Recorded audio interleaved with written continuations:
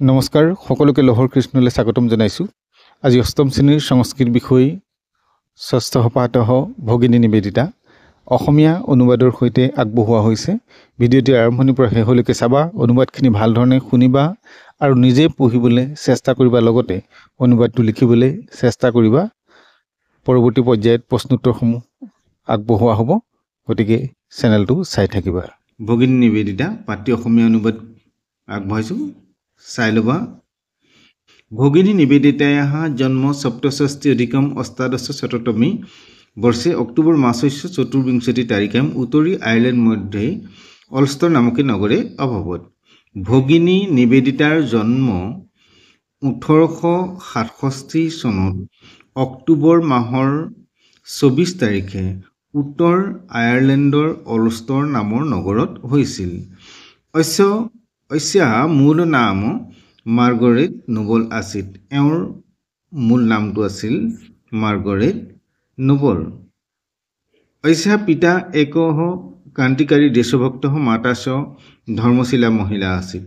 এওঁৰ দেউতাক আছিল এজন দেশভক্ত আৰু মাতৃ আছিল এগৰাকী ধৰ্মশীলা বা ধৰ্মপৰায়ণ মহিলা।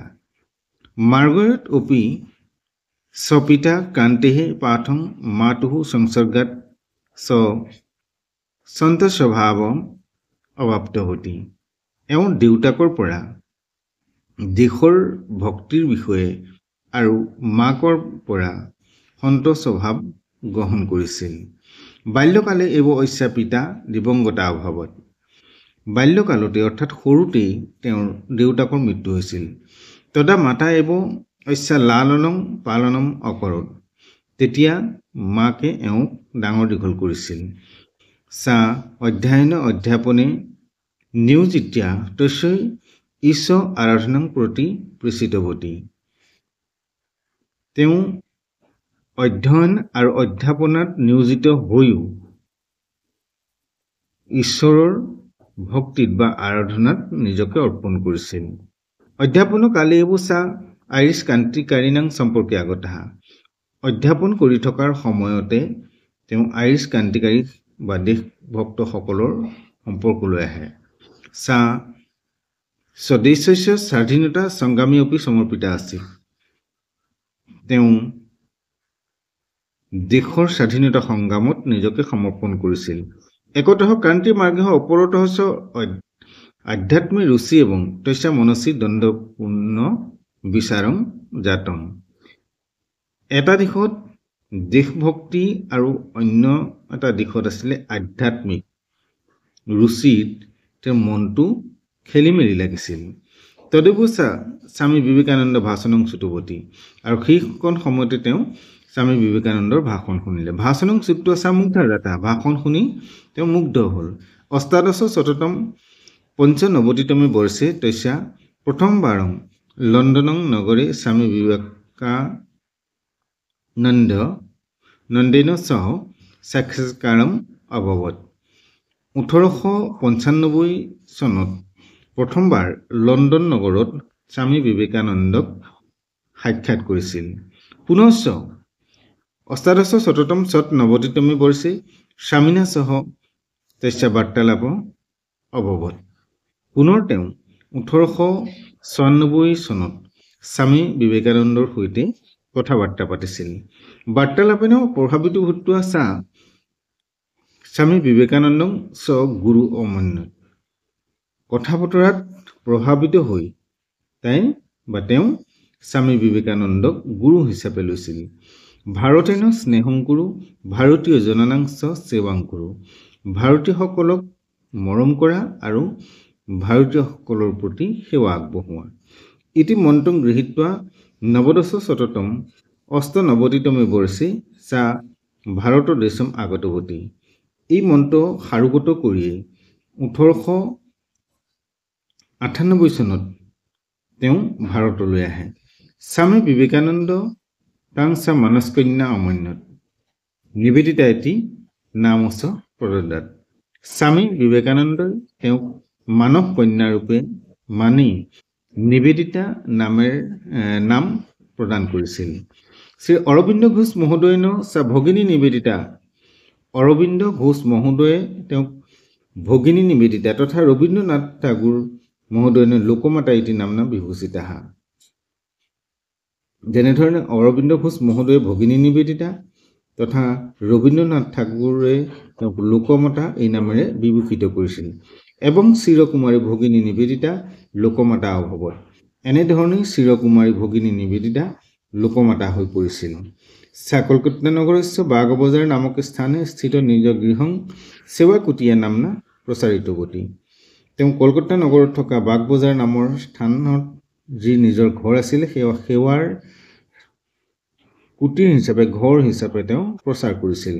দেশস্য মহন্ত নেতাৰহ চিত্ৰকাৰः বুদ্ধিজীৱিনঃ পত্ৰকাৰः সাহিত্যকাৰस्य ৰবীন্দ্ৰনাথ ঠাকুৰ মহোদয়ः গোপাল কৃষ্ণ গোখলে ডক্টৰ বিপিন চন্দ্ৰ পাল অৰবিন্দ ঘোষ মহোদয় ততৈব আগত্য বিচাৰ বিমৰ্শন কুৰ্বন্তি স্ম। দেশৰ মহান নেতাসকলে বুদ্ধিজীৱীসকল চিন্তাবিদসকল পত্ৰকাৰ অৰ্থাৎ সাংবাদিকসকল সাহিত্যিকসকল ৰবীন্দ্ৰনাথ ঠাকুৰ মহোদয় গোপাল কৃষ্ণ গোখলে ডক্টৰ বিপিন চন্দ্ৰ পাল অৰবিন্দ ঘোষ মহোদয় তালৈ আহি আলোচনা বিলোচনা কৰিছিল। ভাৰতীয় স্বতন্ত্ৰতা সংগ্ৰামী চা অপ্ৰত্যক্ষ ৰূপেণ সেৱা সহযোগং চ অদদাত। ভাৰতীয় স্বাধীনতা সংগ্ৰামত অপ্ৰত্যক্ষ ৰূপে তেওঁ সেৱা তথা সহযোগ আগবঢ়াইছিল। নৱদশ শততম পঞ্চতমে বৰ্ষে বংগভংগ আন্দোলনেন নেতৃত্বম অপি অকৰোত। তেওঁ 1905 চনত বংগভংগ আন্দোলনত নেতৃত্ব লৈছিল। লৰ্ড কাৰ্জন মহোদয়স্য ভাষণস্য অসত্যতাম প্ৰমাণয়িতুম চা অমৃত বজাৰ পত্ৰিকাম লেখম একম অলিখত। লৰ্ড কাৰ্জন মহোদয়ৰ ভাষণ অসত্যতা প্ৰমাণিত কৰিবৰ বাবে তেওঁ বাগবজাৰ নামৰ কাকতখনত লিখিছিল। আন্দোলনকাৰীণাং কৃতে কবিতায়া ৰচনাম অপি অকৰোত। আন্দোলনকাৰীসকলৰ কাৰণে কবিতা ৰচনা কৰিছিল। ৰামকৃষ্ণ মিছন নামকস্য সংস্থায়াः সেৱা কাৰ্যম চা ভাগম অবহত। ৰামকৃষ্ণ মিছনৰ সেৱা কাৰ্যত তেওঁ ভাগ লৈছিল। নিস্বাৰ্থ ৰূপেণ সেৱা চকৰোত আৰু নিস্বাৰ্থভাৱে সেৱা আগবঢ়াইছিল। নৱদশ শততম সপ্তমে বৰ্ষে পূৰ্বী বাংগাল প্ৰান্তে ভীষণ অকালস্য অৱসৰে চা সেৱা কাৰ্য প্ৰাৰম্ভত। 1906 চনত পূৰ্বৰ বংগাল প্ৰান্তত ভীষণ আকাল যেতিয়া হৈছিল তেতিয়া তেওঁ সেৱা আগবঢ়াইছিল। স্বয়ং কষ্টং চুৰয়া পীড়িতানা আছিল অচেৱত। নিজেই সেই কষ্ট অনুভৱ কৰিছিল। লোকমাতা কলকাতা নগৰী প্লেগ ৰোগেন পীড়িতানা জনান অপি অচেৱত। কলকাতা নগৰত যেতিয়া প্লেগ ৰোগ হৈছিল তেতিয়া তেওঁলোকৰ প্ৰতিও সেৱা আগবঢ়াইছিল। তেওঁ কাৰ্যশৈলী আছিল তেওঁৰ কাৰ্যশৈলী আছিল স্বয়মেৱ কাৰ্যম প্ৰাৰম্ভত জনাহ অৱশ্যমেৱ আগচ্ছন্তি। নিজে কাৰ্য আৰম্ভ কৰি দিয়া সাধাৰণ মানুহখিনি নিজে নিজে আহিব। ভাৰতীয় কৃতে অপমানম অপি অসহত। তেওঁ ভাৰতীয়সকলৰ কাৰণে অপমান সহ্য কৰিব লগা হৈছিল। The master as I saw a him cradle tales of Hinduism the way of Hindu life প্ৰভৃতি পুস্তকানি স্বামী বিবেকানন্দস্য বিষয়ে হিন্দু ধৰ্মস্য বিষয়ে চ লিখিতানি পুস্তকানি চৰ্চিতানি সন্তি।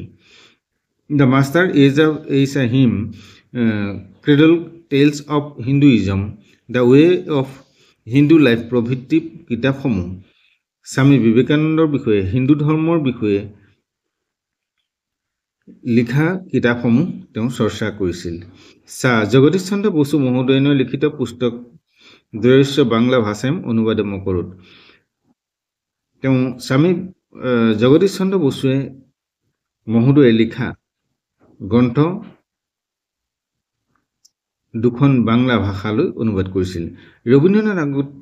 ৰবীন্দ্ৰনাথ ঠাকুৰ মহোদয়ন গোৰা নামক উপন্যাস অপি তস্যা এব প্ৰেৰণায় পৰিণতি। ৰবীন্দ্ৰনাথ ঠাকুৰৰ গোৰা নামৰ উপন্যাসখন তেওঁৰ প্ৰেৰণাৰ উৎস। পূৰ্ণৰূপেণ ভাৰতস্য ধৰ্মায় দৰ্শনায় সংস্কৃতস্য সমৰ্পিত আছিল।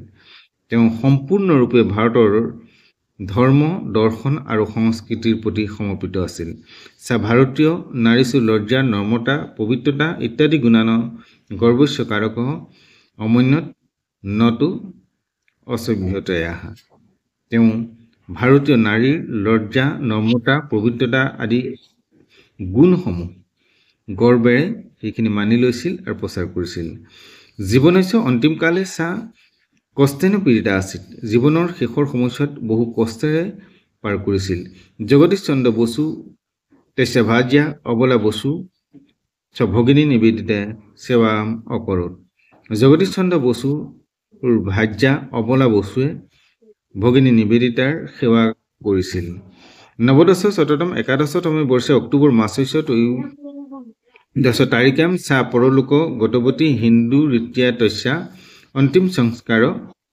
অভৱত 1911 চনত অক্টোবৰ মাহৰ 13 তাৰিখৰ দিনা তেওঁ পৰলোকগামী হয় আৰু হিন্দু ৰীতি অনুসৰি তেওঁ অন্তিম সংস্কাৰ কৰা হয় যিহেতু হিন্দু ধৰ্মিণ এবং বিশ্বস্য কল্যাণ ভৱিষ্যতি ইতি তস্যা স্পষ্ট মতম আছিল হিন্দু ধৰ্মই যে বিশ্বৰ কল্যাণ সাধিব পাৰে এইটো তেওঁৰ স্পষ্ট মত আছিল গতিকে অনুবাদটো তোমালোকে শুনিবা আৰু লিখিবলৈ চেষ্টা কৰিবা আজিলৈ পাঠ ইমানতে সামৰিছোঁ পৰৱৰ্তী নতুন পাঠ লৈ আহিম চেনেলটো চাই থাকিবা আৰু চেনেলটোত নতুন যদি এবাৰ সাবস্ক্ৰাইব কৰি বেল আইকনটো প্ৰেছ কৰিবা নমো নমঃ